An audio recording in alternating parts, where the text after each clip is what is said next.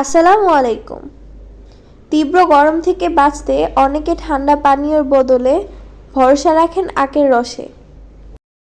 আখের রস থেকেই তৈরি হয় চিনি, কিন্তু চিনির চেয়ে বেশি উপকারী আখের রস। শুধু এনার্জির জন্যই নয়, শরীর সুস্থ রাখতে আখের রসে ঝুড়ি মেলা ভার। আখের রসে রয়েছে প্রাকৃতিক গ্লুকোজ, যা শরীরের এনার্জি তাড়াতাড়ি ফিরিয়ে আনতে সাহায্য করে।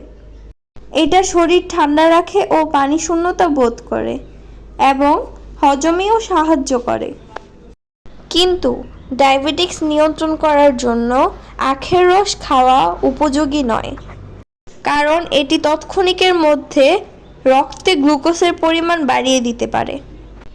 তাই গরমে ফ্রিজি ড্রিঙ্ক বাদ দিয়ে আখের রস বেছে নিন।